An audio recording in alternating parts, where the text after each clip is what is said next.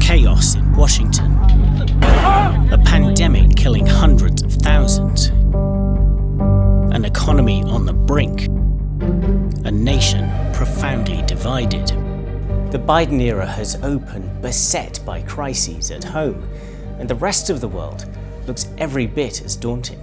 Russia is openly hostile, flexing its muscles from the Middle East and Europe to cyberspace.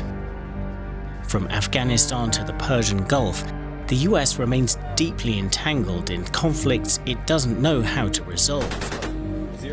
In Europe, it faces allies so disillusioned that they're hedging their bets on America, putting the future of the Western alliance into question. But in the contest for global power and influence, one challenge overshadows all others. In China, a new superpower has risen. One with the military might to challenge the US, and an economy that's the envy of the world. As Washington teetered on the brink in January 2021, China looked on with obvious glee. 我们生活得非常好，应该被解放和解救的是美国人民。 America so diminished that China can take sarcastic satisfaction in the state of its democracy. Think for a moment just how far the tables have been turned. Just 30 years ago, George Bush Sr. hailed an America triumphant. It had won the Cold War. It was in charge. A new world order can emerge, a new era, freer from the threat of terror, stronger in the pursuit of justice, and more secure in the quest for peace. There is no substitute for American leadership. In the face of tyranny, let no one doubt American credibility and reliability. Let no one doubt our staying power. The US was at the pinnacle of its power, the supreme enforcer to make a world the way it wanted it to be, until a series of disasters made it turn back in on itself and start tearing itself apart. Was that it? Is America's moment of global dominance simply coming to an end? The United States will not be the globe-spanning, preeminent military power in perpetuity. Empires rise, empires fall. Great powers rise, great powers fall. Joe Biden insists that he has no intention of presiding over the fall of an American empire. America is back. America is back. American leadership must meet this new moment of advancing authoritarianism, including the growing ambitions of China to rival the United States and the determination of Russia to damage and disrupt our democracy. Biden can seem like a relatively minor figure, a transitional leader at the end of his career, holding the fort until others can take over. But he will have to make some absolutely massive choices for America. Can it return to that position of supreme strength? Does it want to? Or should it settle for a more modest role in the world? There are choices for us in the rest of the world too, whether in traditional allies like here in Europe, or in countries that haven't been in America's orbit. Do we still want America to lead? Or is it time for a new era? As we'll see later, European leaders don't seem sure. We ask Angela Merkel and Emmanuel Macron why, on Joe Biden's biggest foreign policy issue of all, they seem to be sitting on the fence. So in this video, we're going to break down some of the biggest challenges facing America, starting abroad before coming back home.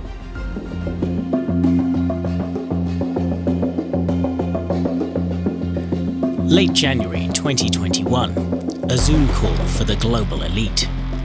China's President Xi Jinping is the opening speaker at the World Economic Forum. Just over a year after the pandemic broke out on his home turf, he has a supremely confident message for the world. We must not return to the path of the past. The right approach is to act on the vision of a community with a shared future for mankind. A shared future for mankind. This has become Xi Jinping's main slogan of China as a global power, as a voice of leadership and reason in the world. He used it 4 times in his speech, And listen to what the head of the World Economic Forum said immediately afterwards.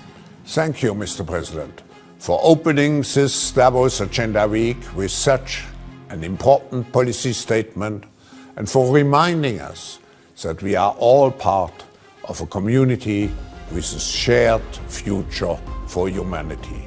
That will have been music to Xi Jinping's ears, the man at the absolute pinnacle of the Western business elite, seeming to endorse the Chinese leader's vision of the world.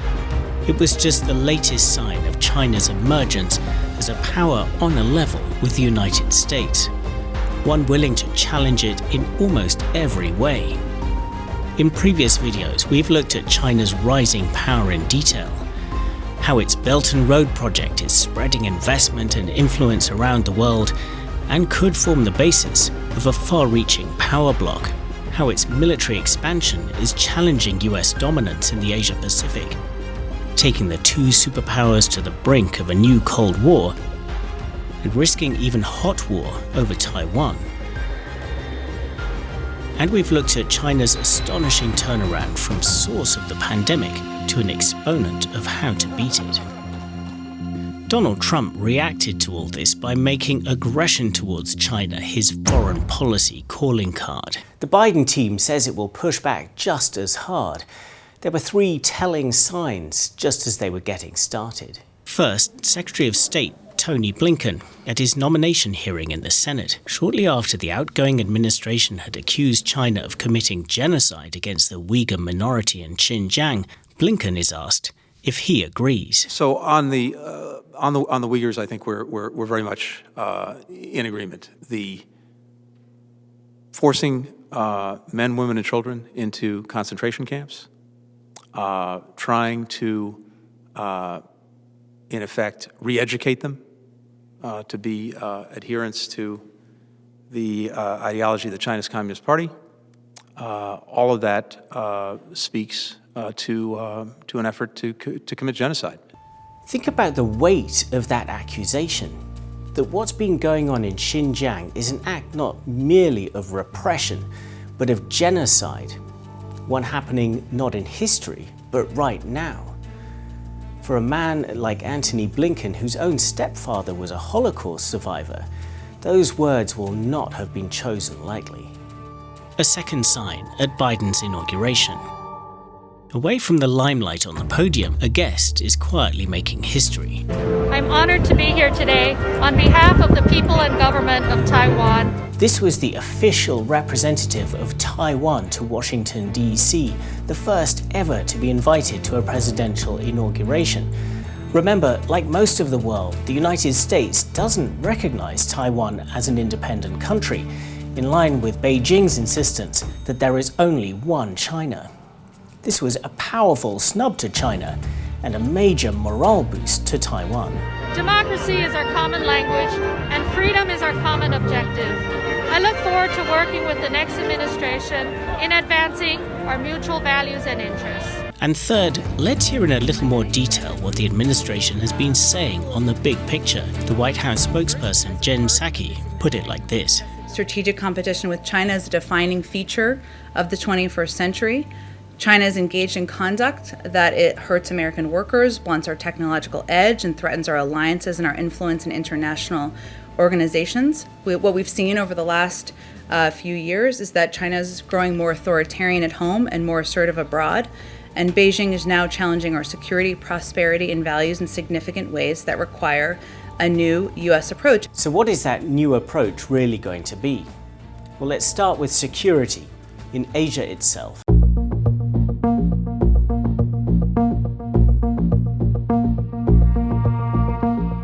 China has been expanding its military at an extraordinary pace in recent years, especially its navy, which is building new ships much faster than the US.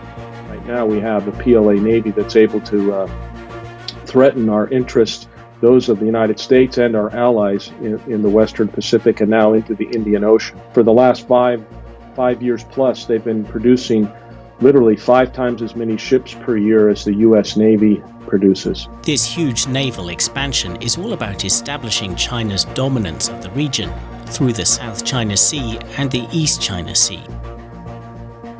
Notoriously, China has been building military outposts on disputed islands throughout the region, despite objections from its neighbours. This is partly about staking out military might, but it also has huge implications for the world economy.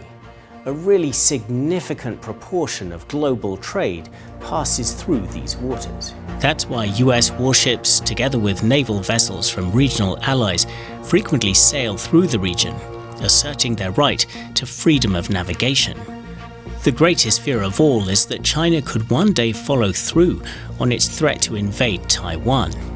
Something that's not just a daily concern for the people of Taiwan, but for US allies in the whole region. If Taiwan falls, if Taiwan were to be occupied by the Chinese military, then it becomes almost impossible to defend our entire network of treaty allies in the Asia Pacific.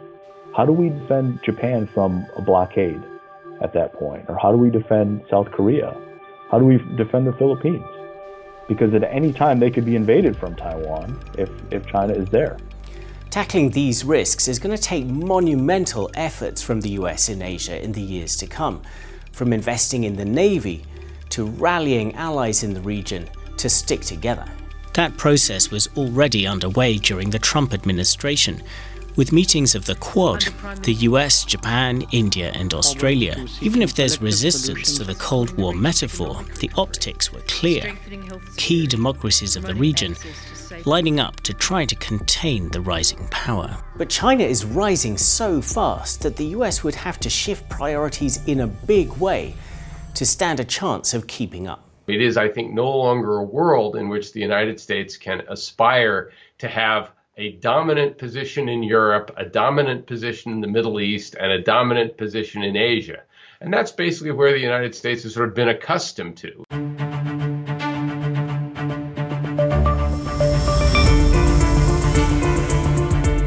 Top of the list for a rethink is the greater Middle East, where the US has poured enormous resources, with the post-9/11 wars distracting US strategists from what was happening in China.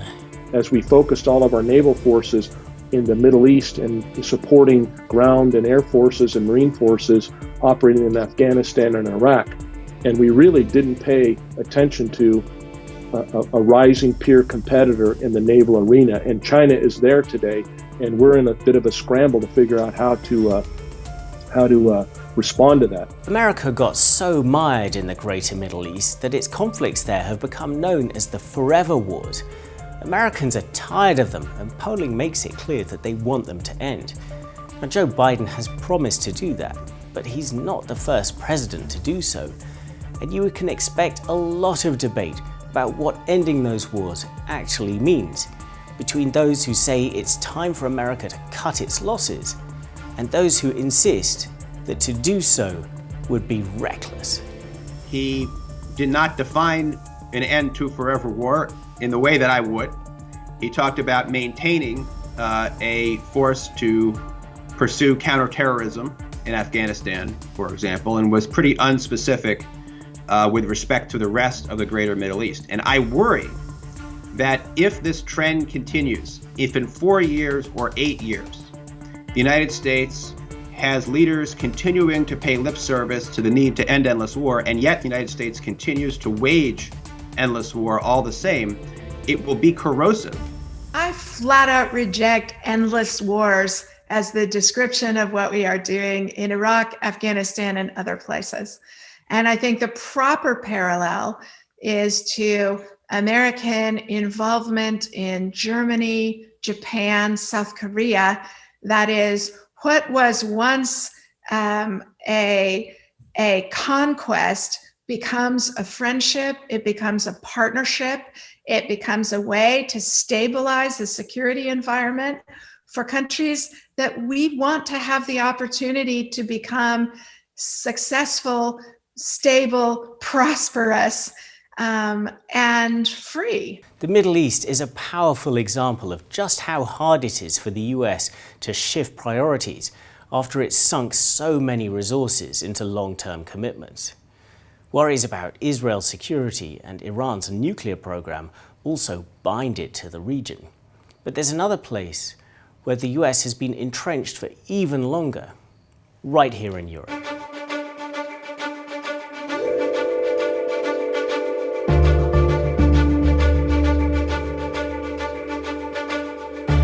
More than 70 years after the end of World War II and the founding of NATO, the US still has a massive military presence in Europe. Bases across the continent house US conventional forces and nuclear weapons, and serve as a hub for missions in the Middle East too. Donald Trump questioned all of this in a way no US president had done before. He was particularly aggressive about European military spending, which is much lower than the US as a proportion of their economies.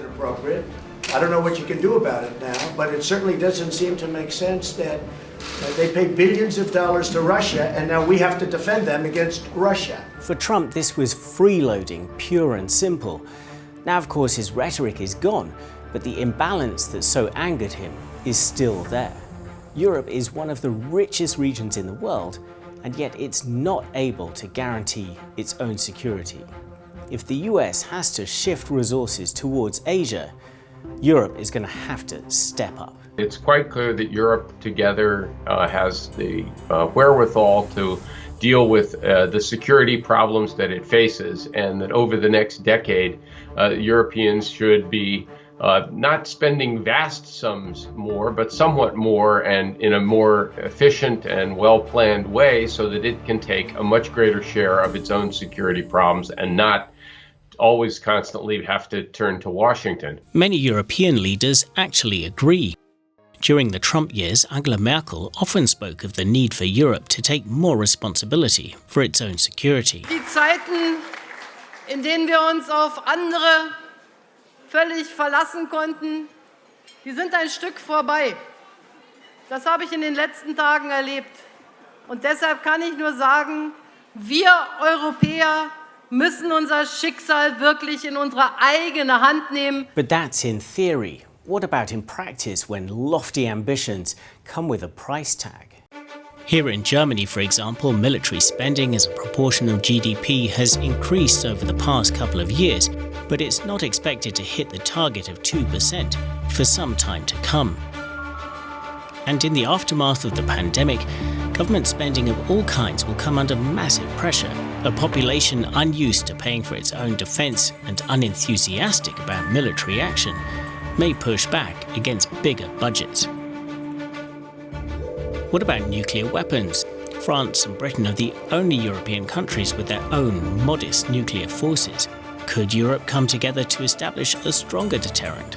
With regards to nuclear, I do believe that the European contribution will have to grow.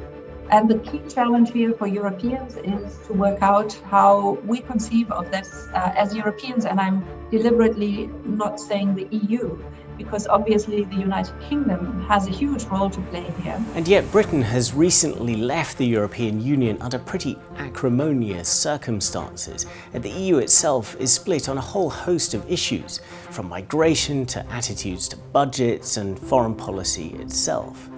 After decades of depending on the US to such an extent, is it really realistic for the EU to find its own way? We tend to underestimate the role that America has played over the decades in actually holding the European Union together. And we need to get a broader and shared understanding of what the challenges are that we as Europeans face. This all puts Europe in the middle of a bewildering number of questions. Should NATO remain the centrepiece of European defence, or should the EU develop more of its own capabilities? How should Europe deal with growing threats beyond the battlefield, like cyber warfare and AI? As you can see, Europe has a long way to go before it can really stand on its own 2 feet. So while you can expect the US to keep up the pressure to take on more responsibility, the fundamentals are unlikely to change for years to come. And in fact, all signs are that the Biden team wants to leverage European allies in a new way about something even bigger, a coming battle of the systems.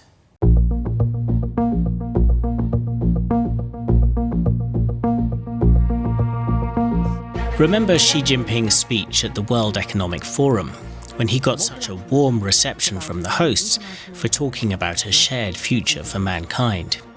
Let's catch a little more of what he said, a part which was aimed directly at the West. To build small circles or start a new Cold War, to reject, threaten, or intimidate others, to willfully impose decoupling, supply disruption, or sanctions, and to create isolation or estrangement will only push the world into division and even confrontation. Let's break that down for a moment. This was Xi Jinping warning the West not to rally together against China, something the Biden administration says it's determined to do. Not just against China's growing military assertiveness, as we saw earlier, but also against its diplomatic and trade practices that are increasingly being seen as bullying. Like when it slapped tariffs on various Australian imports after Australia called for an investigation into the origins of the coronavirus outbreak, something China saw as disrespectful. 我想，澳方应该做深刻反思，他们应该首先反思有没有做到尊重中方的利益。 Beijing gave similar treatment to Sweden after it banned Chinese firms from its 5G mobile data network over security concerns. At the same time, the pandemic has fueled Western worries about dependence on Chinese supplies like pharmaceuticals, feeding into a debate on whether the two sides should partially decouple their economies. Adding to all this is a growing unease about China's authoritarianism, the prime examples stripping Hong Kong of its freedoms, despite treaty commitments not to do so for decades to come.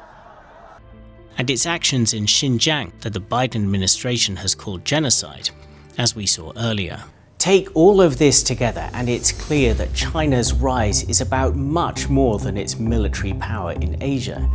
It presents a multi-fronted challenge to almost every aspect of the era that America has presided over since the end of the Cold War. That's why there's one thing you constantly hear from the new administration when they talk about dealing with China, that they want to rally America's allies to stand up to Beijing together. We are going to be most effective in advancing our vision for what a free, prosperous, equitable society looks like if we are doing so in lockstep with democratic allies and partners. By ourselves, we represent about a quarter of the world's economy. With our allies and partners in both Europe and Asia, we represent well more than half of the world's economy. And that provides us not just the kind of leverage we need to be able to produce outcomes, but it provides us a chorus of voices that can drive the argument that says we are going to stand up for a certain set of principles in the face of aggression and the kind of steps that China is taking. This is what Xi Jinping was warning against when he talked about a new Cold War and isolation and estrangement. The Biden team would not say that they want to start a new Cold War, but it is absolutely clear that they want to rally allies around a common approach to China. The question is, will the allies fall in line, providing that economic heft and chorus of voices that we just heard about? Well, it might not be so simple. At the very end of 2020, a diplomatic bombshell.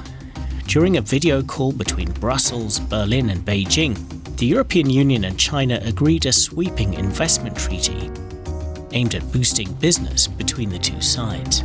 Angela Merkel was the driving force behind the deal, saying it would bring fairness to European companies working in China. What really stood out about this deal was the timing. It was squeaked in just at the end of the year, and as Germany's presidency of the European Union was about to come to an end.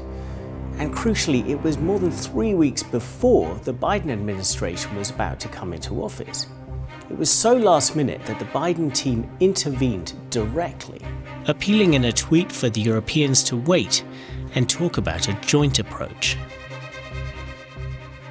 The European side shrugged that off and went ahead with the deal anyway, seizing on Chinese concessions and delivering a huge diplomatic boost to Beijing in return. And I think it was a really brilliant tactical move by Beijing to, at very last minute concessions on this agreement in order to kind of buy Europe's silence and to prevent cooperation with the US, which the Biden administration has made clear it wants to work with Europe and its allies. So Xi Jinping personally intervened and agreed to concessions, and that's extremely unusual. It could hardly have been a more powerful signal from Berlin and Brussels that the Biden administration cannot count on automatic support from Europe in dealing with China. That while the EU professed openness to working closely with the Biden team, ultimately their own interests came first.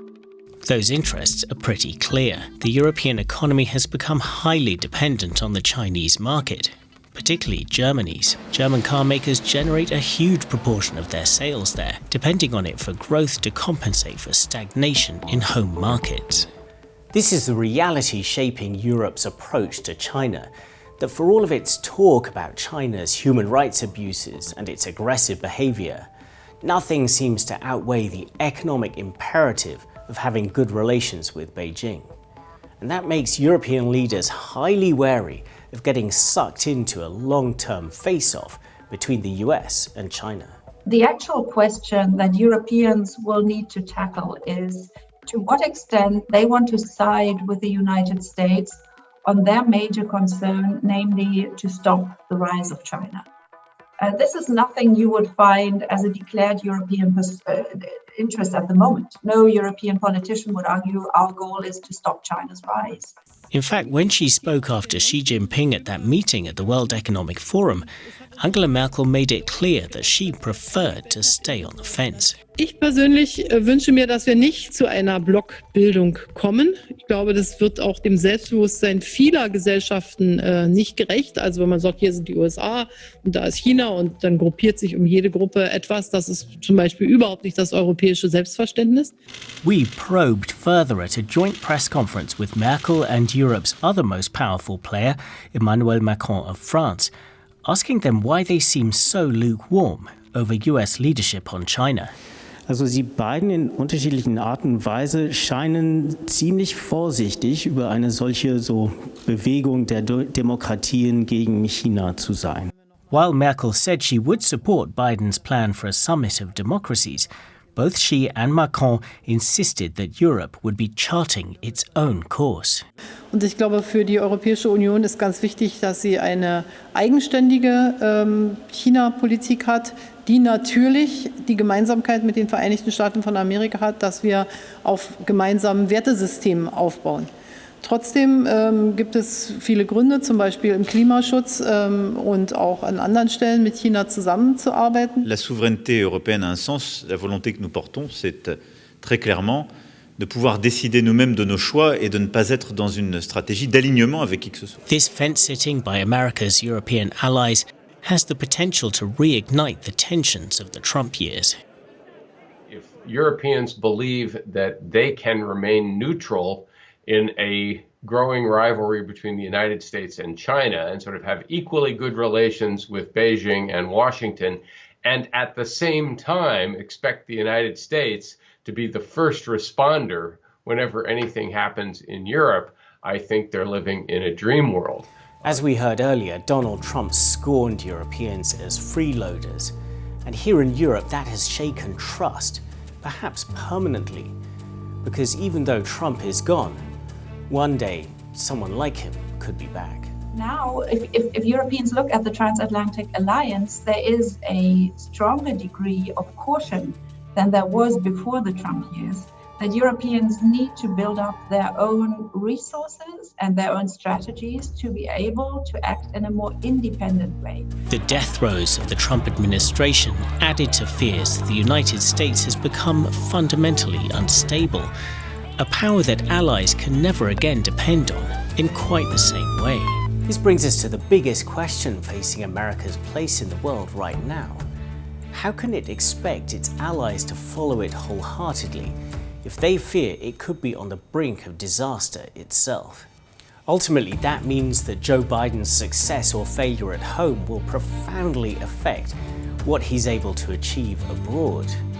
He says that America is back. The rest of the world is asking, is it too broken to lead?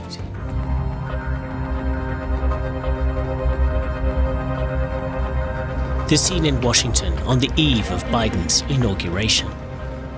Thousands of National Guard troops called to the Capitol after an attempted insurrection, a grim sign of the condition America is in. America is fighting two domestic wars right now. One is the fight against COVID-19, and we don't know how long this will last, and then all the economical outcome, which will be disastrous. And the other domestic war is really within the political system. The inauguration eventually went ahead without incident, but those domestic wars being fought in the background will go on for a long time to come. And they don't just affect American politics, as the new administration is fully aware. Foreign policy is domestic policy, and domestic policy is foreign policy. And at the end of the day, right now, the most profound national security challenge facing the United States is getting our own house in order, is domestic renewal. We have to put ourselves in a position of strength to be able to deal with the challenges we face around the world. And establishing that position of strength has to be the kind of fundamental early work of this administration. The most urgent priority is getting the pandemic under control, as well as the economic fallout. The long-term challenge of how to deal with America's divisions goes much deeper. I think this idea that the U.S. was always one big happy country is not a country I lived in for a long time, and so I think it's just you can see it now. You can see it because people Instagram the revolution, not the we would call it the revolution, the insurrection, the coup. The people are broadcasting the coup, but they thought that before, and they did have distrust for government, and Donald Trump just scratched an itch that was already there. And while Trump has left the White House, the forces he unleashed have not lost their power. Trumpism is a more dangerous and more pernicious movement than anyone could have accounted for even a couple of years ago. And what I worry about as a former Republican, and knowing the sort of character of the people still in the party, I'm worried about the more competent, smart, presentable version of Trump that's going to come down the pike in a few years. Combine the turmoil in the Republican Party with the rapid electoral cycle in the US, and you have a recipe for US politics turning ever more extreme. So there will be a strong set of incentives to keep driving that authoritarian statism and that sort of new fascism message of Trumpism in the next 2 years to 4 years, because that is where the Republican base has been transformed, and that's where those people will go and run to try to get their votes. This all feeds into a sense of instability that is absolutely toxic for America's ability to lead in the world, posing the very real and fundamental question: can America be relied on? The last 3 presidencies have brought wild swings in foreign policy. We saw Barack Obama sign the Iran nuclear deal and the Paris Climate Agreement. Then Donald Trump pulled the US out of both and left the World Health Organization too. Now Joe Biden has taken the US back into the Paris Agreement and the WHO. Can the US really lead the world when it exhibits such wild changes in position from one president to the next? That's the cosmic level of doubt that will hang over Joe Biden's every foreign policy decision, and something that China stands ready to feed off. China is essentially making the case that the Chinese model is better than the American model. And they're pointing to dysfunction and division in the United States and saying, take a look at that. Their system doesn't work. Our system does. America destabilized and discredited. China rising and full of confidence. Is this the twilight of American supremacy? For historian Stephen Wertheim, the time has come for America to step back. We all know that the United States will not be the globe-spanning, preeminent military power in perpetuity. Empires rise, empires fall. Great powers rise, great powers fall. So a question that deserves real attention, not just batting down, but sustained, serious engagement, is under what conditions would the United States find it acceptable to retract its military deployments in the world? The answer cannot be none of the above. But there is one area where the US can step up in a new way, an area where hope for the future is in short supply. Climate scientists agree that the world is on course for devastation if it fails to cut back further on carbon pollution. Former Secretary of State John Kerry is Biden's czar for climate policy, an appointment showing this was a top priority.